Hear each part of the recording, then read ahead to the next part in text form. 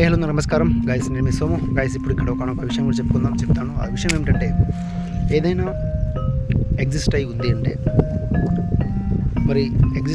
అంటే మరి దానికి ఒక లైఫ్ ఉంటుంది, దానికి ఒక జీవితం ఉంటుంది.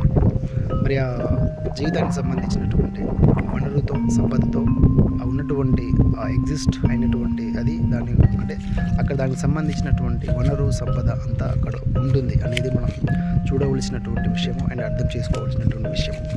ఇప్పుడు మనం ఉన్నాం, మరి మన యొక్క జీవనానికి సంబంధించినటువంటి ప్రాథమిక అంశాలలో ఆహారం. మరి ఆహారాన్ని ఇచ్చేది ఎవరు? ఆహారం ఉంది, మనం ఉన్నాం, ఆహారం ఉంది. అలాగే అవి ఉన్నాయి, బ్యాక్ సైడ్ చూడండి ఒకసారి, కౌస్ ఉన్నాయి. వాటికి మరి గడ్డిని ఇచ్చేది ఎవరు? అంటే అవి ఉన్నాయి కాబట్టి వాటికి సంబంధించిన అంటే ఫుడ్ కూడా అక్కడ ఉంది. అంటే వాటికి సంబంధించినటువంటి సంపద, వనరు అనేది అక్కడ ఉంది.